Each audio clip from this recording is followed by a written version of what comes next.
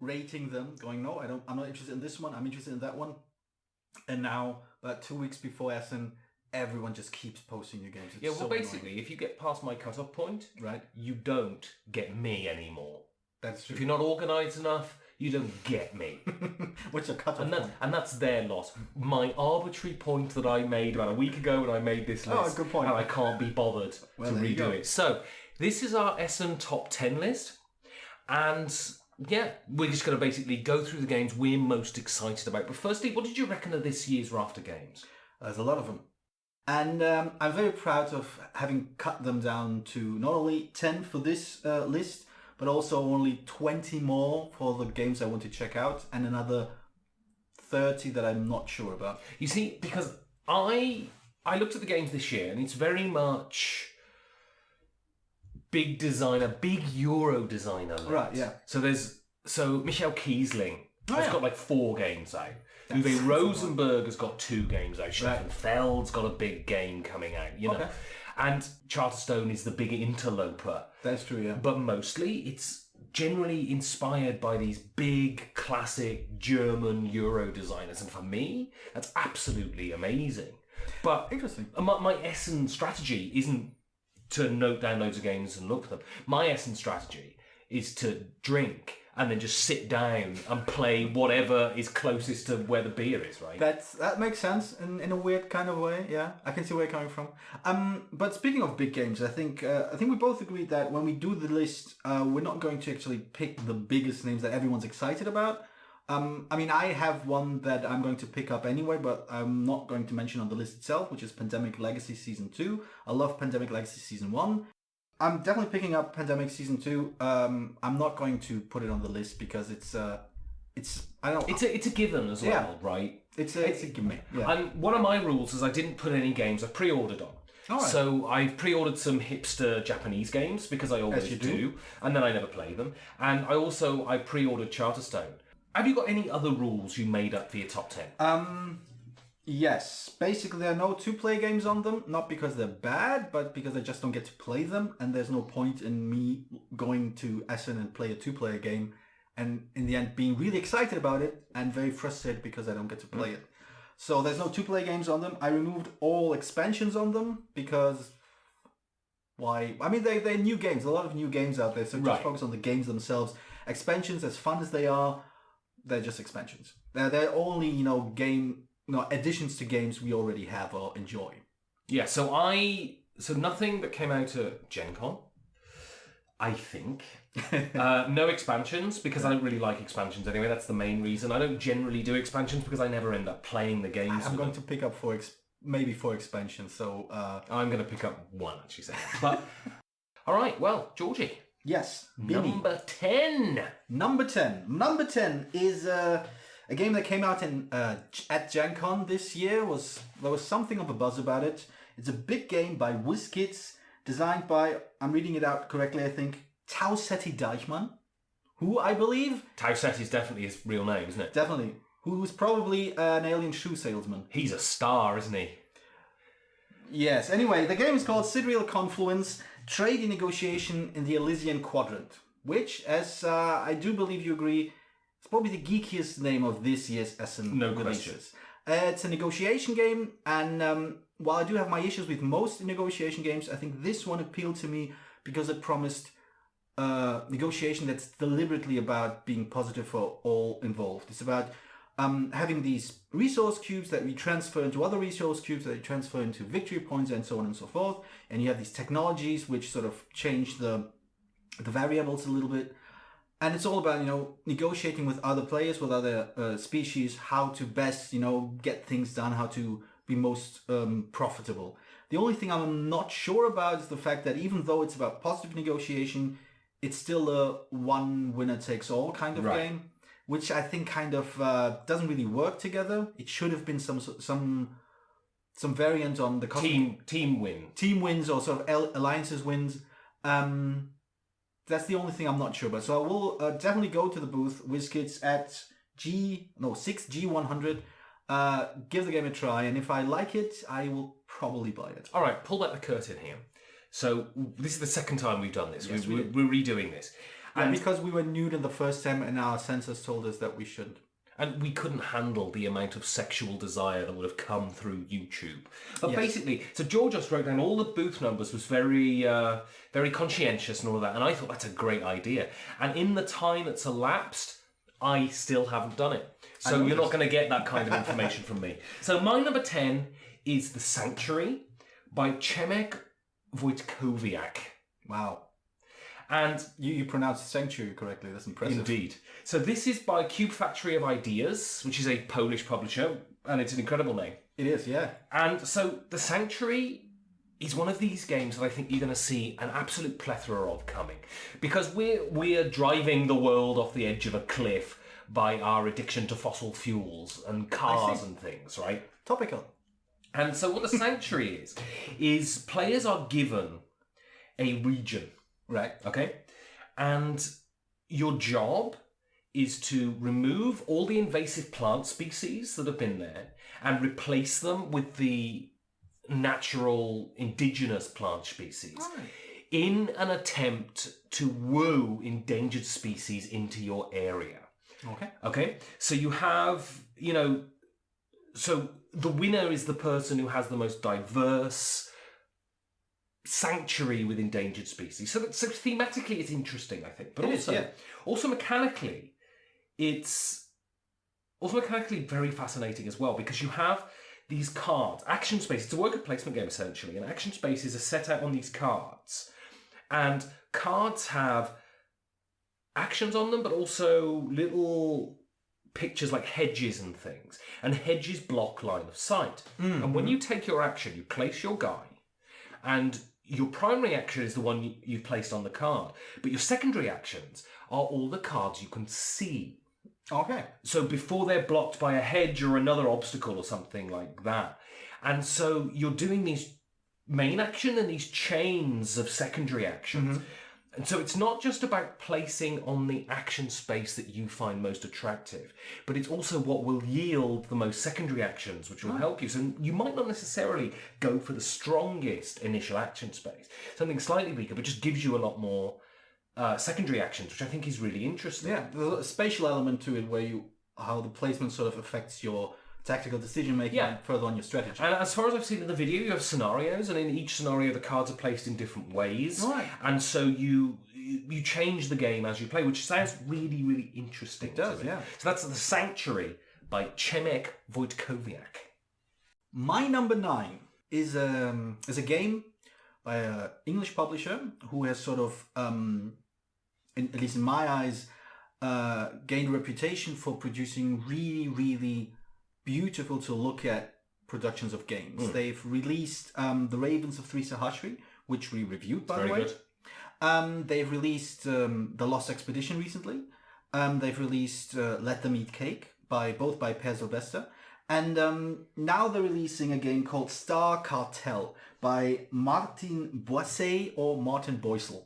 I'm going to go for Boissel. It's nicer to say. Yeah, Boissel. Because I don't speak the French. It's at booth 7B101, which is the hall 7, which is way in the back of the area where all the smaller publishers are. Not quite sure why Osprey is there, but who knows? Well, they were there last year. I assume they just re-upped their booths. That makes sense. Yeah. Apparently, fighting for booth space is very cutthroat among publishers. This game is more or less an academic game. It's a pick up and deliver game. You have a market where different kinds of goods come in, and you load your spaceship with these goods. And once your cargo is filled, you need to sell these things, and that affects the price and other things. And one of the elements that I thought were quite interesting is that the cartel, the shadowy underworld, is it underworld when it's still in space? Yeah. Understar. Well, that makes sense. The shadowy criminal organization, the cartel, so it will take things from you, which you can't sell, probably the most valuable ones, and they'll let you keep the rest, basically. So you need to sort of pick the ones you want, pick the ones from the market that you want, sell them, and try to get the most points. And what appealed to me about this game was that it's a fairly simple, fairly straightforward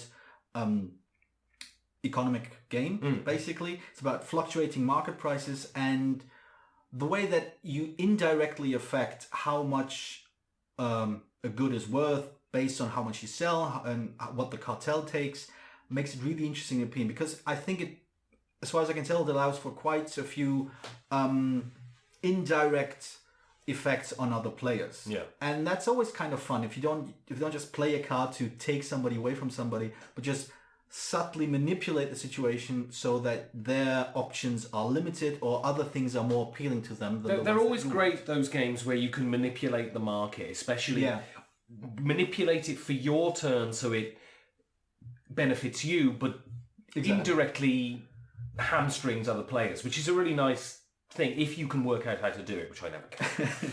All right, so Essen is not about Queen games. It's not about Asmodee. It's not about Ravensburger. They might disagree with that assessment, but yeah. And Heidelberger and all of these big publishers. What Essen is about is discovering these little games that you're never going to see again. And hopefully snagging a copy. And so you can take them to game night and people go, "Ooh, what's this?" And it's amazing and it's an unknown gem, right? Yeah. And I met a guy last year called Gavin Birnbaum. And he runs Cubico games from his shed, basically. All right. And he makes these games out of blocks of wood. Okay. And he designs one game each year, and it basically he carves the board out of blocks of wood, and all the pieces are blocks of wood, and it comes in this plain cardboard box with a photocopied label on it. And that's the game. And he had a sumo wrestling game, which was very popular. Oh, yeah, I think I've seen that. But this year's game is called QE, which stands for quantitative easing. You are quite learned. And hopefully it's more exciting than the concept of quantitative easing. Anyway, so basically this is a pure auction game in which you are companies and you're basically leveraging national banks. Oh, and so you're auctioning on things. And again, topical. Yeah, no one's got any money because basically you just go to the banks and you say, if you want to fulfill my thing, can you just crank out as much money as possible, right? But the person who bids the most, makes the national bank bid the most, crashes that country, and you lose all of your points, right? So it's that great balance of having to try and push it just to that limit above other people, and values are fixed by the players playing the game. All right. Which is always great fun, right? So there's no sort of fixed economy that the game forces on you, any sort of mathematics that the game forces on you. It's all fixed by the consent of the players. It all happens above the table. So that sounds really, really interesting. So QE, Gavin Birnbaum, Cubico Games. My number 8 is one of 2 games on this list from the same publisher. A publisher I apparently really like, at least I do like them this year very much. And that is More Ideas Game Systems. I think it's Mo Ideas. No, it's More Ideas Game Designs. I have no idea. They've got a name. It's got the word ideas in it. More Ideas. I like that. Amazing. Anyway, the game is Liberatores, the Conspiracy to Liberate Rome. Now, I know you're very fond of historic settings. This is all about, conspiring, hence the name. Are you selling cubes for other cubes to score victory points? No, you're sort of affecting majorities in the Senate to assassinate Caesar. Could I sell cubes for other cubes to score victory points? You just want to play Concordia again, aren't you? Yes. Yeah. No. Just Okay. play Concordia. All right, I will. It's a good game. Anyway, I hope Liberatores is a good game as well. It looks very promising. It's all about different players having different secret goals. Some of them want to become the new Caesar once the old Caesar is dead. Others want to keep up the current political situation and sort of protect Caesar. And others again want to get rid of Caesar and liberate Rome. Hence the name of the game. It is by Jan Yegorov, and it plays under an hour, and it just looks like a nice way of basically trying to get into other people's heads, trying to figure out what they're doing based on the decisions they take on the board, which is, I guess, one of the most interesting things about competitive games, in the sense that you are trying to deduce, trying to read your opponents, trying to figure out where they're going, and based on what they do and how they behave. It's sort of, it's the same thing you do in games like The Resistance, but with Liberatores, as far as I can tell, there's much more to do within the game, and therefore there's much more information, at least information that's open to be interpreted, happening as you play the game. So that's my number 8. Liberatores, the conspiracy to liberate Rome, at booth number 7 F100. I'll mention it again with my other game on the list. Buy more ideas. So you know where the WizKids booth is because he's already told you? Yes. But this is another game from the WizKids. Oh, there you go. And this is Favelas by Chris Bryan. Okay. And the reason I'm excited by this is actually because I don't really know much about it. But a lot of people have been talking about it for about a year now. All right. Because, Chris Bryan is the Bored with Life guy. And so... Guy. Exactly. So he's... sort of around in the scene, and a lot of people have played this game and talked about his game, and they say it's really good. And basically what you're doing is you're trying to decorate your favela and improve your favela, whilst at the same time... What is a favela? So the favela are the slums in Brazil. Ah, there you go. And you're trying to improve them and build them, while at the same time avoid the machinations of the evil town council that are trying to prevent you from improving your lot, right? Interesting. Okay. So it has that element of it's a classic sort of American suspicion of government, which is quite nice, right? Because they don't believe government is good. Government is good, can be good. But apparently it's a really neat sort of negotiation type abstract-y game that a lot of people have been talking about and says is really good, and it looks really nice. Yeah, I think there were these sort of isometric view kind of... squares that are put together. I think that's a different game, but it is. In principle, yes. All right. So this other game I talked about is also quite good looking. Yeah. We just haven't figured out which one it is. Favelas.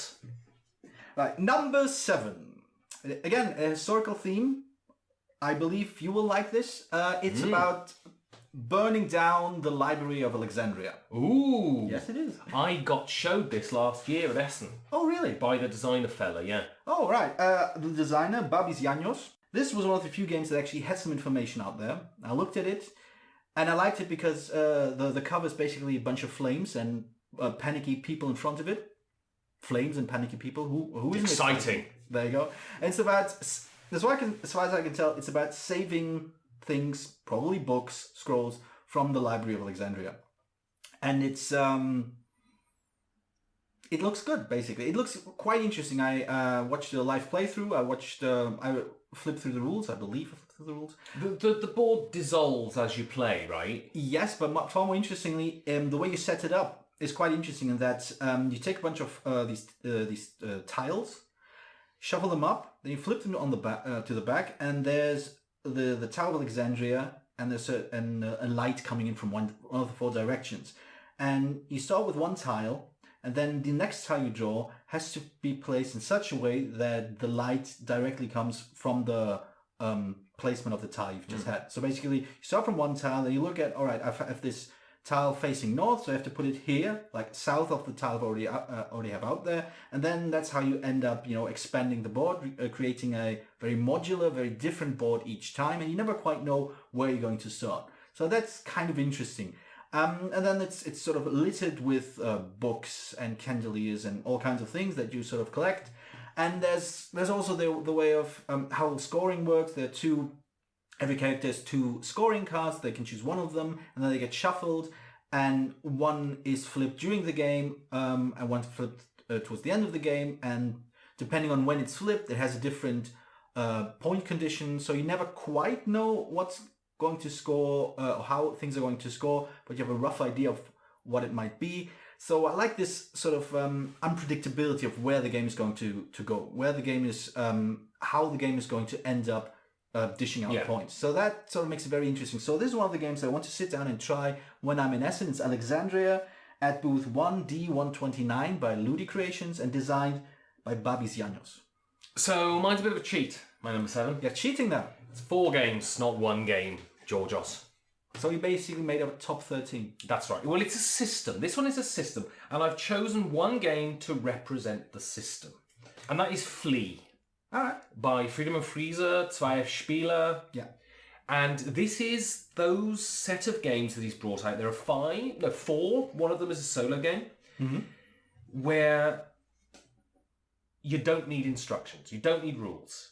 You just open the box, you pull out the pack of cards, and it tells you what to do. And the rules develop from there. Now, Freedom and Freezer is probably the most innovative designer around at the moment. He's definitely the one who's very willing to experiment, yeah. He pushes the envelope more than anyone. And now you might argue that he's not always successful, but that's by the by. I bought Fabled Fruit last year, which has a similar principle. It's very easy to begin with, and rules develop as you play. And it becomes this sort of...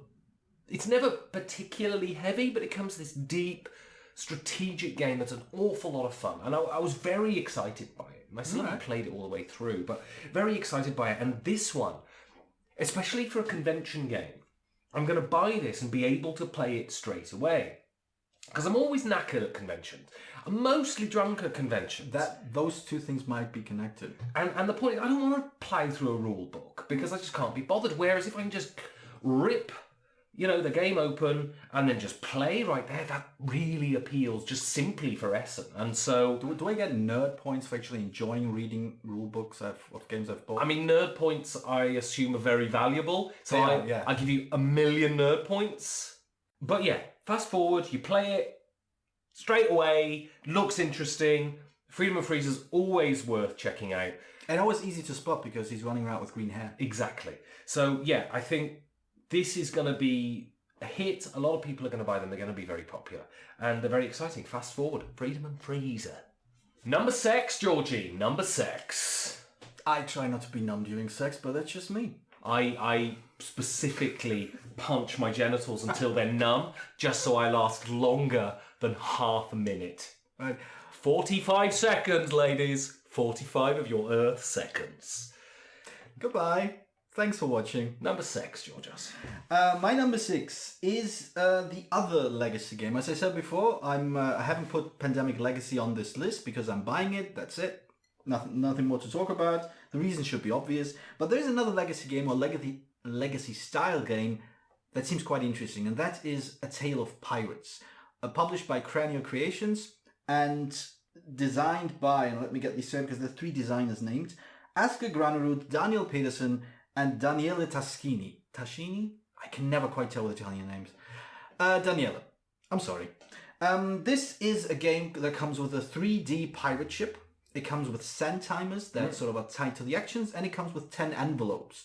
And as you play the game, you open the envelopes and new things occur. New missions come up, new ways of changing the game come up, and it just seems very exciting. The fact that there's this 3D pirate ship makes it look like a toy is actually a bonus for me, because I do like the fact that some games just embrace being fun to play with instead of just playing. But I have a question for you. Oh god. Is it resettable? I think it is. I believe... Then explain to me why it's a legacy game. Because I thought because a lot of people now are conflating these two things. Narrative games with legacy games. Right. And I thought the thing about legacy is that once you do an action, it's stuck. That's it. You've stickered the board, you've named it, you've ripped up a card. Yeah. It's non-resettable. That's what I thought legacy was, not just telling a story. Yeah, revealing a story. I'm basing this on something Rob Devio said, who I'm going to credit for creating the legacy concept. And one of the things he said is that he liked to create a board game that developed as was being played, like the way from video games where each new level sort of opens up a new venue, some new game mechanics, something new and interesting, and he wanted to transport this concept from video games to board games. So this is basically my baseline for calling something a legacy game. And I agree that one of the things that made a few legacy games very, very appealing is the fact that you do something, it changes something, and it's irrevocable. Yeah. As you destroy a card, you start scribbling on your game board, you, I don't know, set fire to your apartment. That's season 2, right? Yeah. Pandemic season 2 is where you set fire to your apartment in September, I believe. Spoilers. Anyway, that's how I came up with, that's basically my point of comparison. Really, what it comes down to, the reason why I find A Tale of Pirates appealing and interesting and intriguing is in part because of the designers. We've played Flamme Rouge, my game of the year last year. We've played 13 Days, which we both liked to different degrees. I liked it more than you. Yes. But they've been two very, very productive, very present designers. And every one of their games was appealing, interesting. And there was something about it that seemed at least worth trying out. Even if we don't really enjoy one or the other. 30 Minutes I've heard mixed things about. Iron Curtain, which is coming out this year, sounds really great. But this is the game that I've put on my list. A Tale of Pirates, big 3D pirate ship, send timers, real-time elements to it,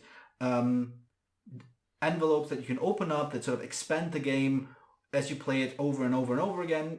Just the package seems appealing, and we'll see once we're in Essen whether that appeal is actually held up by the real experience. Indeed. So, my number 6 is my first big Euro designer, heavy Euro classic German Euro game. And that's Heaven and Ale from Michael Kiesling to the English speakers, and Andreas Schmidt. Now, he usually partners with Wolfgang Kramer, right? Yeah.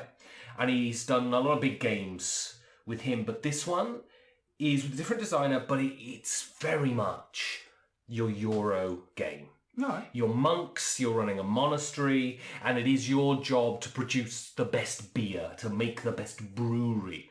And I love booze. You might have mentioned that, yeah. I love converting cubes into other cubes into points. Into booze. And so basically what you're doing is you're bringing these two things together and producing something that is right up my alley. Yeah, you never had a chance. I have no idea what it's like. I have no idea if it's bland as hell, if it's rubbish, but it really appeals. The box has like stained glass windows and sort of Clement Strong's monks on it. And yeah, it's just a big standard Euro game, and these things make me feel warm inside. So Heaven and Ale, Eggert Spiele. Number 5, Georgios. Number 5. At booth 7D108. Again, Hall 7, way in the back. Independent designers, smaller designers, and this is one of the games that I found in the Great Tabletop Together list. It's called The Labours of Hercules. Ooh. Yes, again, historic, mythological, maybe. Greek. Is it? I did not. You didn't notice? No, Didn't notice. no, not at all. No, one of the reasons why I put this on my list is the designer itself, and that is. Well, wait, let me. Did you just refer to a human being as it then? Yes, as the designer itself. Yes. Is it a dog or something? Has a dog designed this game? I am not to speak the English fluently. I'm sorry. Okay. It is. I put on this other accent. Well, anyway, breaking news, this game was designed by a dog. It's probably the first hobby board game to be designed by a dog. Yes. Great. I'm going to have to talk to this man now. What was his name? What's his name? Fido? No, it's Chi Fan Chen. Chi Fan Chen. Yes, I believe Eastern Asian, maybe Chinese. I'm so bad at nationalities. The reason why this name caught my eye was because one of his previous designs, Design Town, or Flip City as it's also known, has been seeing a lot of play recently, and it's really very, very good, basically. It's a really small little deck builder where you flip cards to upgrade them. It's very simple, very straightforward, but allows for quite a lot of interesting decisions and plays very, very smoothly. And that was just basically enough to make me interested in what this design is coming up with next. And what he's coming up with next is The Labours of Hercules, where you play gods in the ancient pantheon, trying to help Hercules with his labors, trying to help him with his quests. And apparently, and I believe the rules aren't out at this moment, there's some kind of semi-cooperative thing going on. Not the way it ends, but basically you're still jockeying for victory points, but you're trying to sort of... You're falling into different camps depending on which quest you're trying to help Hercules with. And it seems small, well, not that small, it seems a regular sized game, but it seems interesting because of a designer pedigree. And it's worth checking out, not least of all because it's in Hall 7, which is the interesting hall, as opposed to Hall 1, which is the expensive hall. Indeed. So, my number 5 is probably in Hall 7 too. I didn't write down booth numbers, because I'm not a nerd. But this is... that's debatable. Very debatable. Well, I'm not painting miniatures in my free time. Shut your fucking... I told you that in private. Don't tell the people. I don't any potential wife who's watching this to know that, alright? Alright, goodbye potential wives. You should broaden your horizon. Hello potential husbands. Anyway, Mo Ideas Game Design. Right. They're in Hall 7. Yes, they are. They are on... Wait, let me check. 7F100. Indeed. And this is a game by Kuyu. I assume I'm pronouncing that incorrectly. Yes. And I know nothing about this game, which is a sort of a theme going through my list here. But you are very, very freely admitting to your ignorance. I like that. You've got to own these That things, is true. Georgios. And I am nothing if not ignorant. But this is about a period of history that really interests me. Okay. And that was the tulip bubble. Okay. In the 1600s, I think. Where we're very ignorant. The world went crazy for tulips. And tulips, this big market for tulips went, and tulips started increasing in value and increasing in value and increasing in value. And then one day, the bubble burst. And just, it devastated the European economy. The entire European economy was devastated because of bloody tulips. It's absolutely insane. And luckily, we learned from our history, and we never allowed a bubble like this to grow and blow up again. Well, this is the point, right? We always think that this sort of boom and bust economics is a very 20th century thing. Right. In that, neoliberalism has got us into a cycle of boom and bust, and every 10 years... But we're just idiots as a species, right? Yes. It's been happening for far, far longer than that. When Spain flooded the market with gold after they conquered the New World and completely crashed the Spanish economy and made sure that Spain wasn't a significant power for another 300 years and all of this sort of stuff. These things constantly happen, and it's fascinating. And the tulip bubble, because it's tulips, which seems so... innocuous. Yeah, and... useless. Impractical, exactly. Tulips. It's just a really fascinating period of history. And so the game really appeals simply on its theme. Nothing else. I have no idea how the game plays, what happens, but I'll play it, I'll find out, and, I'll burst that tulip bubble, and that'll be exciting. Right, speaking of economic bursts and bubbles and stuff like that, my number 4 has to do with economics in the 20th century. Oh, very exciting. Especially 1920, Wall Street. I never envisaged when I was a kid, right? Yeah. When I was 18, and I was playing in bands, and I was like, I'm going to get to number 1, man. I never envisaged that I'd get to a point in my life where, legitimately, when someone said, this is a game about economics, that I would go, yeah, I'm interested in that. Yeah, I know exactly what you mean. Yeah, pretty much. This is, again, a small publisher, even smaller than the other ones, because that publisher is in Hall 8, booth 8A123. Nice. Looping Games. The designer is, so I can... I tried looking it up, and I'm going to get sued later. Come on, then. Let's do this. Perepau Istosela. Listosela? It's an economic game about buying shares and how they rise in price and how they devalue in price, and has a sort of clever little mechanic where you move your token across a number of cards and you pay depending on which share you want to buy, and then the price increases. You have to pay based on how many cards you're passing. Very simple, very easy to grasp. But again, we have a fairly easygoing way of affecting value, affecting market prices. And again, manipulating other players, having certain stocks rise and fall, and that just seems interesting. And ultimately, the one small detail that pushed it over the edge for me was the fact that it ends with revolution. Hey! And basically at some point, the market's going to crash, and that's when, the game is over and you cash out the points. Again, the fact that it's a small, easily accessible game makes it appealing, and might be one of these hidden gems tucked away in the back halls that everyone will be talking about and nobody will be able to get next year. So I love Orleans. Yes, you do. I love it. I played the expansion. I love the expansion. You're full of love for the expansion. Wait, didn't you say you don't like expansion, you never play them? Yeah, but there's always an exception to every rule, isn't there? Also, you said it 15 minutes ago, so it doesn't count. Exactly. Yeah.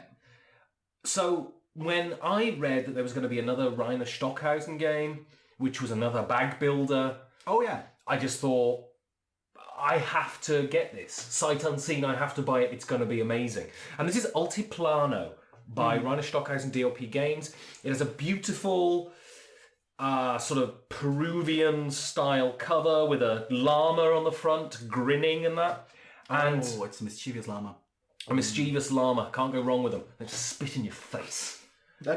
Which wouldn't make much of a difference. And this is just a beautifully designed, beautifully illustrated bag-building Euro game from the guy who sort of perfected the bag-building Euro game. And there's nothing more to say, really. Because there's nothing out. Well, exactly. It does exactly what it puts itself out there to do. Bag building, put stuff on the board, Euro greatness. Altiplano.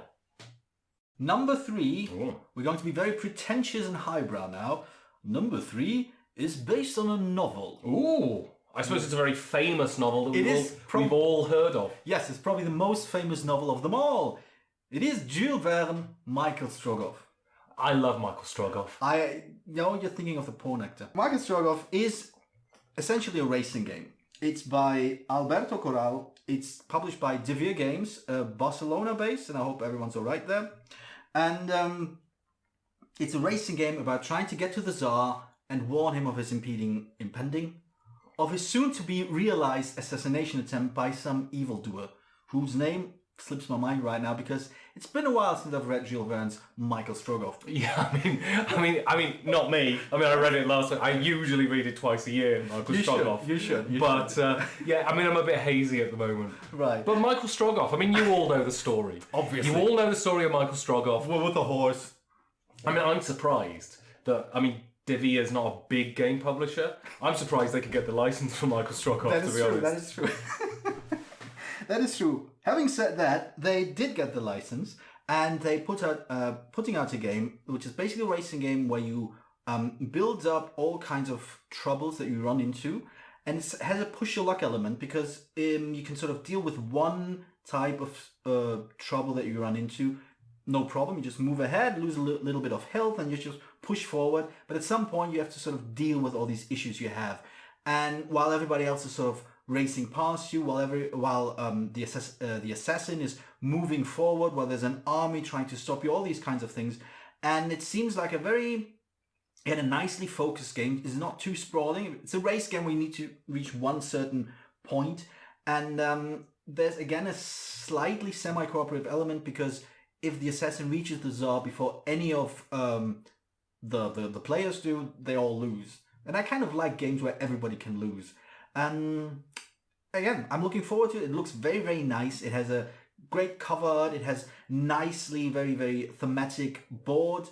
And the fact of pushing your luck, trying to sort of risk how far you can take your pawn before it all comes crashing down, before you break down with the broken axis of your wagon or something, and everybody runs past you.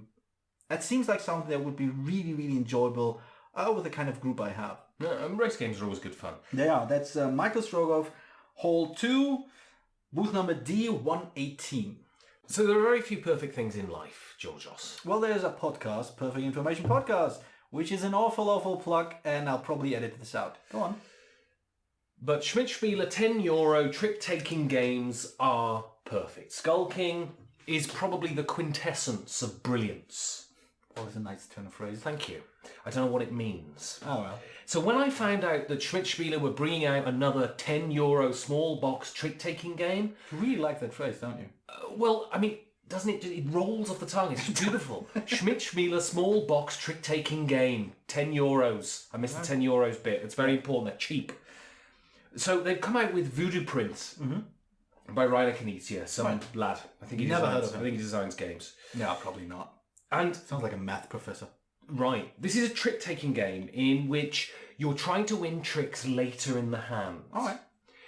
And what I like about that, I haven't played it, but what I like about the sound of that is that, all of you are trying to lose early and win late, which brings this tension because not everyone can win. And that's the beauty of trick-taking games, right? Not everyone can win what they need. And so every round is a constant back and forth and a rebuilding of your plans and all of this. And it's wonderful. Trick-taking games are just perfect. And any by Schmidt-Spieler are definitely worth checking out. So Voodoo Prince, Schmidt-Spieler. Well, they're cheap enough. You can just buy them sight unseen. If you don't like them, you can build a small house out of them and have little people live in them and sort of...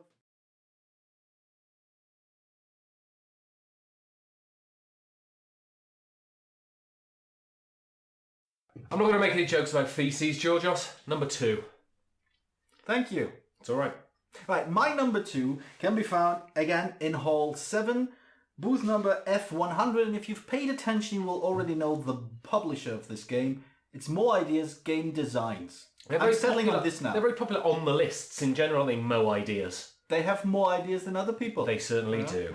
And the game I'm talking about is designed by Mark Gerritz, and it's called Mini Rails. It's more or less a condensed, essentialized version of an 18xx game, talking from a point of utter ignorance, because I've never played an 18xx game, because they all sound very, very involved and a bit dull. I'm sorry. But this I think they sound amazing. It's just they take 9 years to play. Yes, and pay off, basically.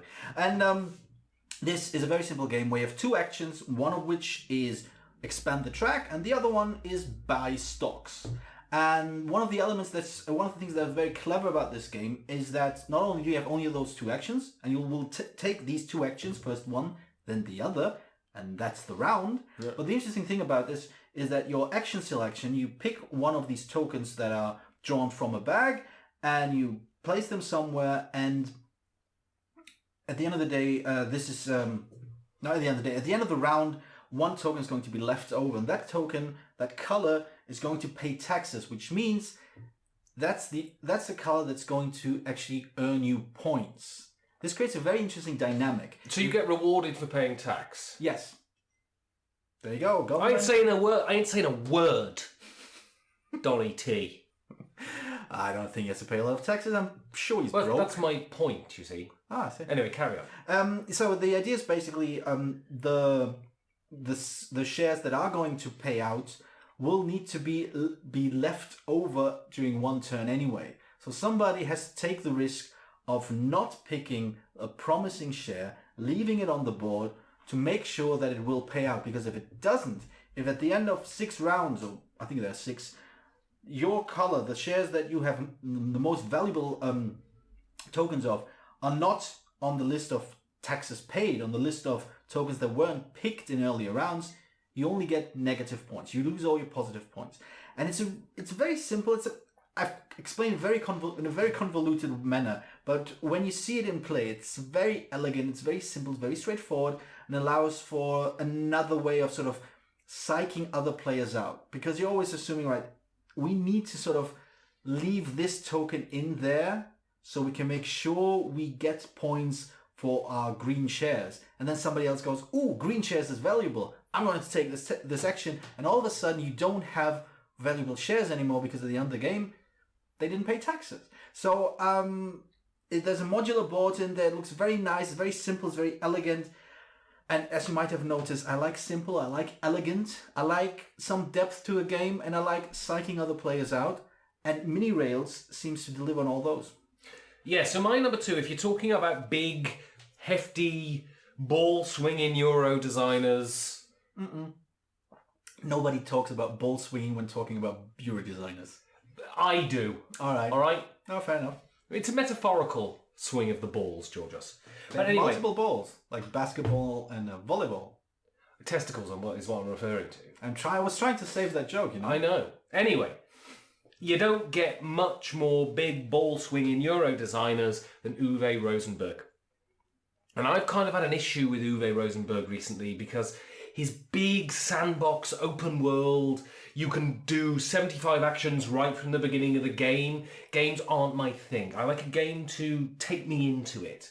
I like complexity to be revealed rather than just all thrown out on the board and you just choose. And Nustfjord by Uwe Rosenberg looks like more of a return to a slightly more modest, slightly more refined game of his. So it isn't one of these huge boxes you pay €80 for.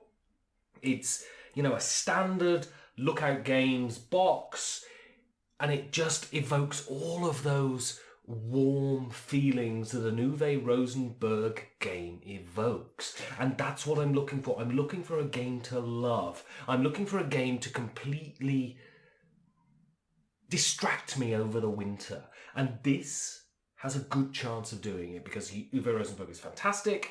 It'll have a bit more meat and replayability than Cottage Garden, but it's not so big and distracting as A Feast for Odin. So, Nustfjord, Uwe Rosenberg. So, Georgios. Yes, Ben. What's your number 1? My number 1 is a game that, again, I think most people haven't noticed. It's a re-implementation of an earlier game, which I also haven't played. And it's called Killing Code Venice Vendetta. It's at booth 7J106. They love their alliteration, don't they, those people? Yeah? Oh, who doesn't? Bob Barkinson. Wow, that was an impromptu gag that was amazing. Thank you. It's by Gamdao Games, and it's designed by, and I hope I'm pronouncing this correctly, Erwin Phoenix Typhon, which I believe is an Earth, Wind and Fire tribute band. Indeed. It's a deduction game. It's a murder mystery where one player plays the murderer, and they will sort of start killing people individually based on what special abilities they have in order to sort of cover their tracks and sort of to become hidden and to basically keep players from guessing at the end of the game who the murder character is, because you know it's one of the players because you see them. And the funny thing about this game, or rather the interesting thing about this game, is other than that element of placement of not worker placement of where you are on the board, because apparently adjacency matters in who you get to kill. At the end of the game, you get an accusation round. And the reason why I put it on number 1 has to do with my sense of humor, because the accusation round is explained on the Board Game Geek page. You can look it up if you want to, and it runs a few options of how to determine who you're going to accuse of being the killer. Arguing, screaming, agreeing with whoever you fancy, torturing the player character until they reveal who they are, all of which are options which they do not condone since they're just the designers and you're free to do whatever you want. And that's the kind of tongue-in-cheek humor that really wins me over with everything, really.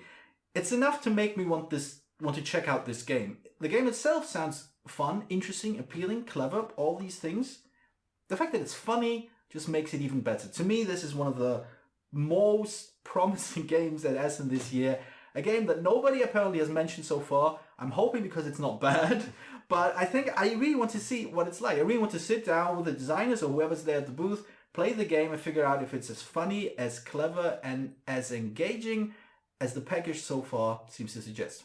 So, this game is a surprise, my number 1. Because when I was compiling this list, it kept bumping up. I just said, I can't put it in 9th, I can't put it in 8th, I can't put it in 7th, I can't put it in 3rd, I can't put it in 2nd, and it just naturally bubbled up to number 1. Cream rises to the top. Indeed. Now, this is a game that has a central mechanism that I detest. Losing. No, if I detested losing, I wouldn't play games. But this is hidden movement, right? Mm-hmm. And I have not played a hidden movement game that I like. Oh, it's unfortunate. But this game seems to have a really interesting take on it, and also that particular brand of hidden movement is sort of halfway through the game dispensed with. And this is Hunt for the Ring by Marco Maggi, Gabriele, help me? That's an odd name. And Francesco Nepatello of Ares Games, right? All right. And this is a hidden movement game split into 2 parts. So in Lord of the Ring, The War of the Ring, the game they did, doesn't start at the beginning of the book. It starts about sort of 8 chapters in, from Rivendell, where they go from Rivendell to Mount Doom, okay? This fills in that beginning part, except Tom Bombadil, I think. Although he might be in it, I'm not sure. I hope he is. Best character in the book. Yet never in anything else. They always cut him from every version. I don't know why. Yeah, no, he's amazing. Anyway, so this is the journey from the Shire to Rivendell, okay? And it's in 2 parts. So the first part is a standard hidden movement game. One player plays Frodo. The rest of the players play the Nazgul. And you're trying to get through without being caught by the Nazgul and all of this. But sort of halfway through the game, apparently about an hour and a half into the playing experience, you flip the board. And then... Because you lost. No.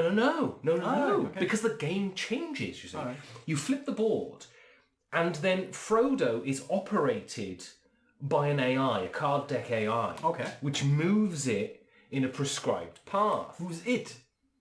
Them. Okay, no, I'm just pointing out... I was thinking of the marker as opposed to... You're referring to a character as an it. All right. It moves Native them. speaker. It moves them automatically with an AI. And then the player who previously played Frodo plays Gandalf, and your job is to distract the Nazgul and draw them away and all of that sort of stuff. Now, I've no idea how this works, but it looks fascinating. It does look quite clever. And I love Lord of the Rings, and I want to have a hidden movement game that I love, right? And so fingers crossed this will be it, and I'm definitely going to give it a go at the Essen. At the Essen. Exactly. So, Georgios, yes. Out of my 10 games, right, which one are you most interested in, would you say? I have to say, it's the one that almost made my list as well. Okay. It's like on spot 11, more or less. And that would be your number one. Hunt for the Ring. Is that because it's the last one you heard? No, it's literally the one that was kind of cut off the list.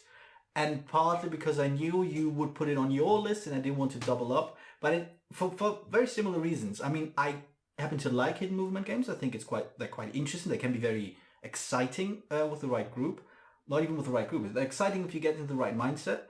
And I think the only thing that sort of pushed it down was the play length. The fact that, while I do like the fact that it changes halfway through, dramatically, because the roles change, it just seems too long a game for me to... Well, it's supposed to be very easily resettable. It's two distinct halves. Exactly. But for me, it means playing the first half on one Friday and hoping the following Friday, when we meet again, the same people show up to continue with the game. And that probably... I mean, I'm going to sit down and play it as well. And if I'm blown away by it, I'm going to take a copy home with me. But that's basically purely practical reasons. Nothing about the quality of the game, nothing about what it promises. It's just...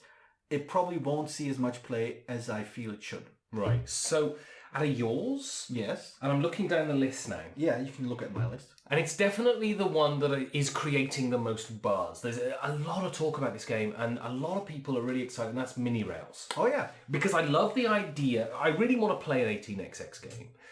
It's just they're very intimidating, right? They're these big, long games that are very involved, and they take a huge amount of time, and you know, if you're playing with experienced people, they're going to kill you.